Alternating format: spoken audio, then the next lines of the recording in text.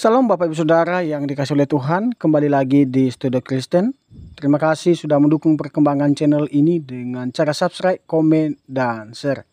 Baiklah Bapak Ibu Saudara yang dikasihi oleh Tuhan, pada kesempatan kali ini kita akan menyaksikan kesaksian seorang murtadin yang berasal dari Aceh. Dan kesaksiannya ini setelah dia murtad, setelah dia bersaksi di mana-mana, dan keluarganya pun menyaksikan kesaksiannya ini sehingga banyak orang yang diberkati. Lebih singkatnya, mari kita dengar bagaimana kesaksiannya. Tuhan Yesus memberkati kita. Saya ditemani oleh seorang hamba Tuhan yang luar biasa. Beliau berlatar belakang sama dengan saya dari Islam. Tetapi pada akhirnya beliau Tuhan tangkap, Tuhan jamah. Seperti yang pernah saya sampaikan, ketika kita mengalami jamahan Tuhan, maka kita tidak akan bisa lari daripada jamahan itu. Kita tidak akan bisa menghindar. Sekalipun kita berkata, saya tidak mau percaya kepada engkau, tetapi ketika Tuhan jamah, apalagi Tuhan pilih, maka kita akan datang kepada panggilan itu. Kita akan mau dipilih olehnya, dan kita akan menyatakan iman kepada Dia. Dan kita akan mengaku dengan lidah bibir kita bahwa Dia adalah Yesus Kristus, Tuhan Juru Selamat bagi umat manusia. Langsung saja kita bertanya Bapak Ibu, supaya untuk mempersingkat waktu. Shalom Pak Gembala. Shalom, puji Tuhan. Bagaimana kabarnya Pak? Baik. Bisa kasih tahu nama Bapak atau berasal dari mana Pak? Shalom, salam sejahtera, salam khusus kepada Bapak Effendi yang bisa jumpa dengan saya di saat ini. Puji Tuhan, haleluya. Nama saya sebelum menjadi orang Kristen, nama saya Adan Roy Pakaya. Setelah saya menjadi orang Kristen, almarhum Pendeta Derek Repi menggantikan nama saya menjadi Stefanus Pakaya. Enak sekali beliau ganti-ganti nama orang. Itu nama baptis Bapak? Iya. Berasal dari mana Pak? Saya berasal dari Kota Madia, Gorontalo. Berarti mayoritas Islam? Iya. Dan Bapak juga dulu dari Muslim? Iya. Nah pertanyaannya Pak, kita tahu Gorontalo itu juga sangat kuat dan sangat kental dengan Islam. Nah ketika Bapak ambil keputusan menjadi orang Kristen, bahkan saat ini Bapak menjadi seorang gembala, apakah Bapak sudah memikirkan jauh-jauh hari konsekuensi apa yang akan Bapak alami setelah Bapak menjadi orang Kristen? Nah karena di Indonesia ini mayoritas itu adalah agama Islam. Nah bagaimana perjalanan Bapak? Mohon maaf Pak Effendi, memang dulunya saya bukan orang Kristen, tapi puji Tuhan, saya merasa anugerah Tuhan itu luar biasa memilih saya menjadi anak Tuhan. Dan saya tidak pernah menyangka menjadi hamba Tuhan, menjadi seorang gembala, menjadi seorang guru sekolah Alkitab. Saya tidak menyangka.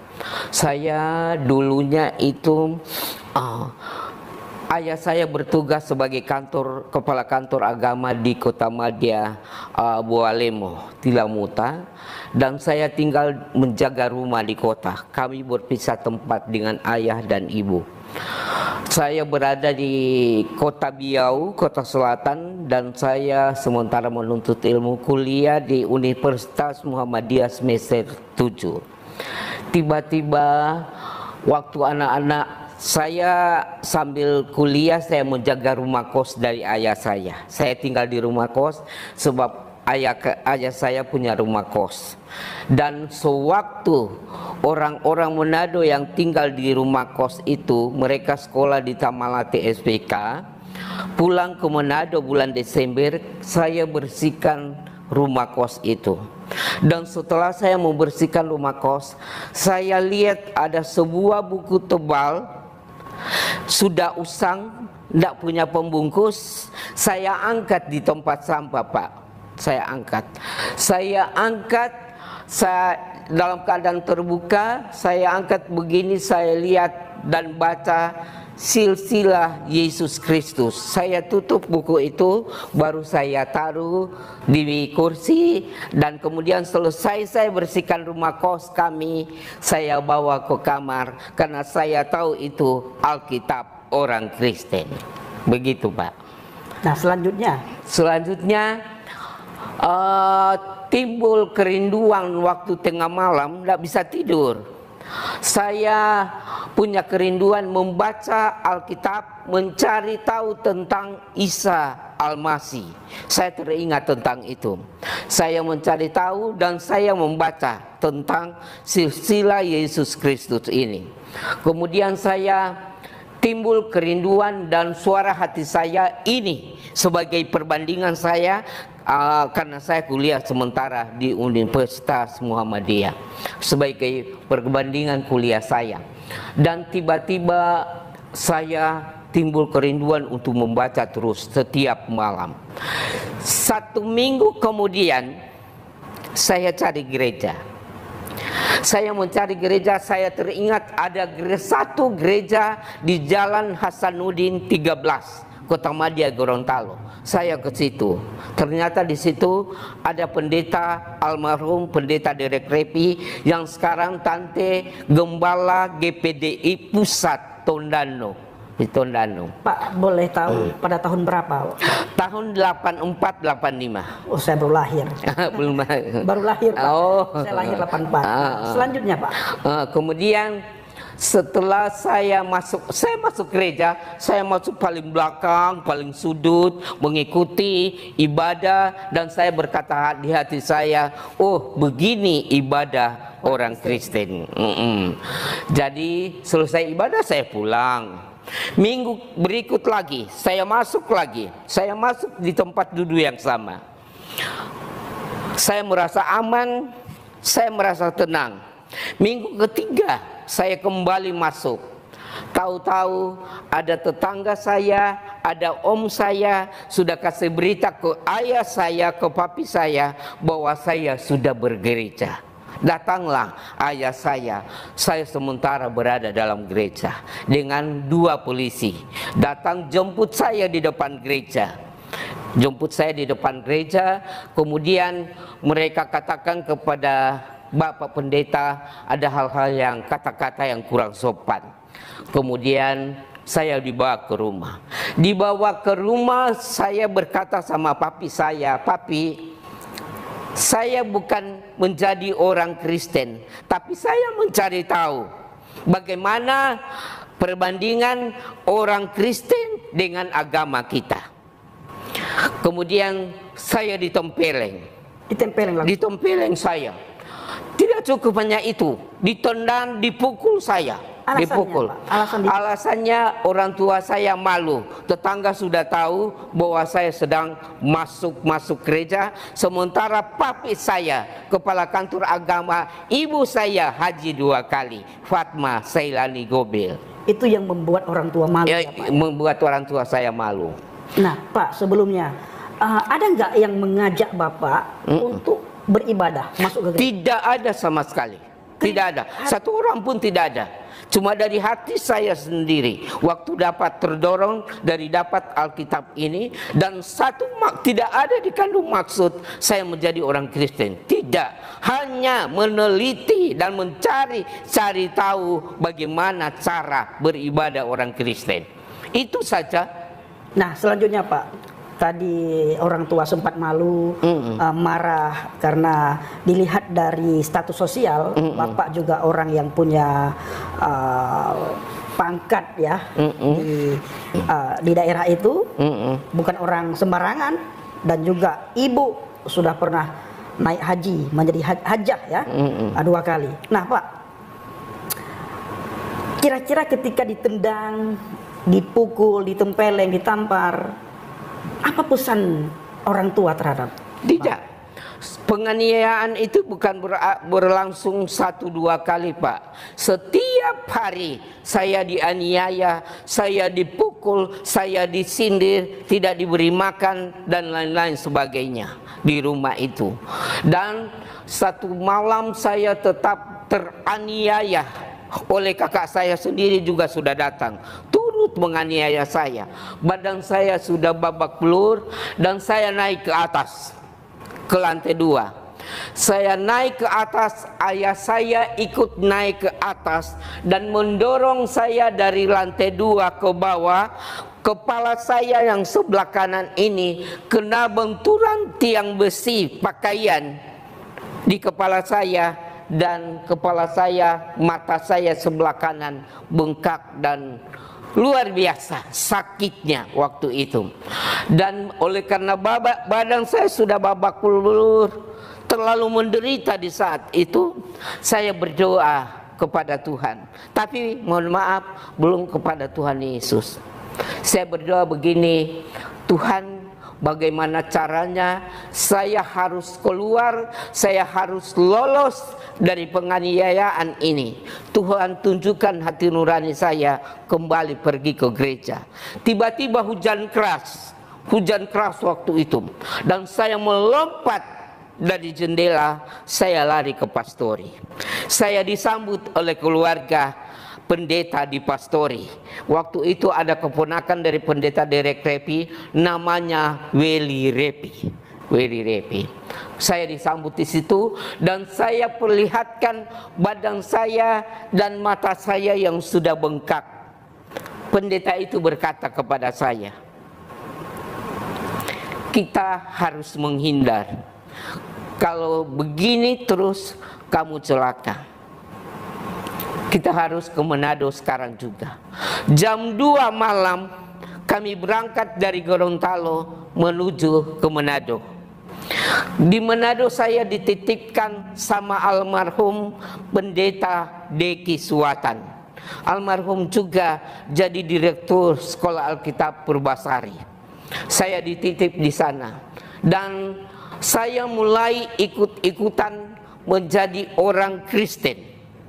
Waktu mereka berdoa, saya mulai ikut. Padahal belum tahu, Pak. Belum tahu apa-apa. Tetapi saya punya kerinduan supaya saya sembuh dari penderitaan waktu itu. Mata saya sudah bengkak sekali. Kemudian ada doa puasa, saya mulai ikut. Kemudian karena saya semakin berat sakitnya saya dibawa ke dokter umum. Kemudian oleh dokter umum saya dirujuk ke dokter Rares sebagai dokter mata. Di sana dinyatakan mata saya sebelah kanan -6,5, hanya sebelah kanan. Hampir buta, Pak. Tidak bisa melihat sebelah kanan. Tidak bisa melihat. Dan saya berdoa terus menerus dan bergumul tentang kesehatan saya. Dan pada satu saat hari Jumat ada doa puasa. Saya berdoa dan berpuasa selama 2 hari. Ikut-ikutan dengan satu anak di pastori, dia juga mau puasa 2 hari. Saya ikut puasa 2 hari. Bapak Fendi, saat itu saya berdoa dan saya mulai memperkenalkan diri pada Isa Al-Masih tentang pribadi saya. Karena saya sudah berada di gereja dan dalam situasi dan keadaan yang sulit sekali waktu itu. Saya sakit berat waktu itu. Kemudian dirawat. Kemudian saya berdoa begini, Pak Effendi. Tuhan Yesus, kalau Tuhan jamah mata saya sembuh, saya jadi orang Kristen dan tidak jadi kembali ke Gorontalo, kembali kepada orang tua saya, kembali kepada keluarga saya. Saya tidak mau. Tetapi kalau tidak sembuh, saya akan kembali menuntut ilmu, kembali kepada keluarga saya. Termasuk kembali ke iman saya. Iya, kembali ke iman saya yang dulu.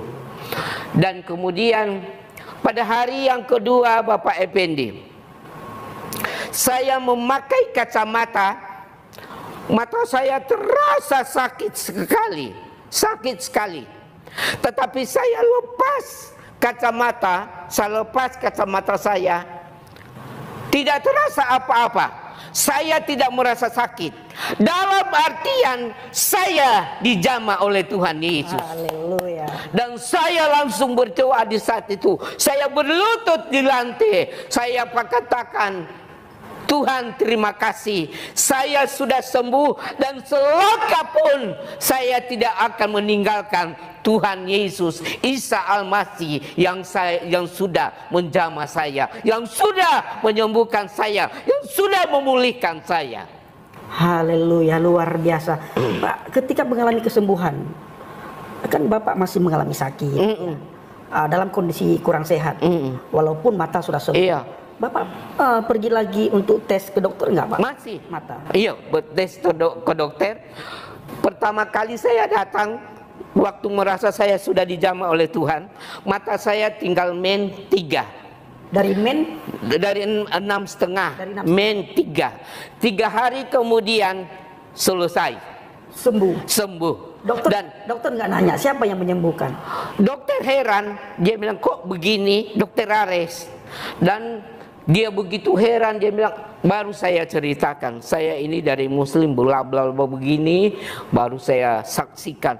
Kemudian mereka juga cukup percaya Tuhan Yesus yang sudah menjamah saya. Begitu juga Dokter Umbo. Berbeda organisasi kami dengan Dokter Umbo. Kalau Dokter Umbo dikatakan di Manado itu gereja Gemim. Kalau kita GPDI, beliau gereja Gemim. Dan beliau mau support saya yang luar biasa waktu itu. Dua dokter ini. Luar biasa. Seperti pujian ya Pak ya. Tak ku pandang kau dari gereja mana, asal kau berdiri atas firman-Nya. Ya, puji Tuhan. Berlanjut Pak Effendi. Selesai itu saya mulai berdoa. Bagaimana cara saya supaya saya tidak sekedar menjadi orang Kristen. Haleluya. Ini paling penting Bapak Ibu. Setelah seseorang mengalami Hamasiah, mengalami Kristus, itu ada terjadi perubahan yang luar biasa. Bukan saja Yesus Kristus menjadi juru selamat kita. Di saat kita mati nantinya, kita sudah tidak perlu lagi khawatir roh kita kemana. Di masa di dunia saja Tuhan menjamin kita, sebagaimana yang baru saja kita saksikan, bagaimana Bapak Gembala mengalami penyiksaan, sakit. Dokter sudah memvonis mata daripada Bapak Gembala buta, tapi Tuhan menjamah. Ketika terjadi jamahan Tuhan, seketika mata yang sudah divonis buta bisa terang benderang. Itu kenapa Bapak Ibu, kuasa Yahweh Rafa menyembuhkan di dalam nama Yesus Kristus. Nah, saudaraku para pencinta channel Injil Habagen, ada banyak sekali hal yang ingin kita gali daripada Bapak Gembala, bagaimana beliau menjadi seorang evangelis, menjadi seorang gembala, sampai akhirnya beliau melayani ke berbagai daerah, Pak. Bahkan saat ini beliau pelayanan di mana, Pak? Papua Biak, Biak Papua. Biak. Nah, 30 tahun. Sudah 30 tahun. Nah, Bapak Ibu para pencinta channel Injil Habagen, nantikan video kami yang berikutnya yang sangat luar biasa kesaksian daripada Bapak Gembala. Dan saat ini Bapak Gembala lagi membangun di daerah Papua ya Pak? Biak, Papua. Daerah Biak. Tadi Bapak Gembala di tempat ini memberitahukan saya beliau butuh keyboard. Nah, kebetulan ada salah satu subscriber yang memberkati Habagen gitar, Pak. Di tempat kita ada gitar.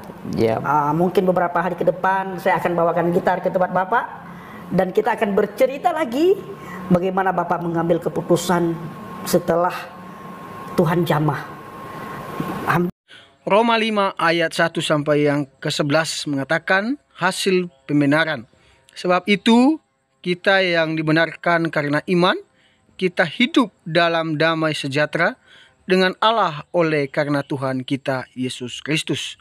Oleh Dia kita juga beroleh jalan masuk oleh iman kepada kasih karunia. Di dalam kasih karunia ini kita berdiri dan kita bermegah dalam pengharapan akan menerima kemuliaan Allah.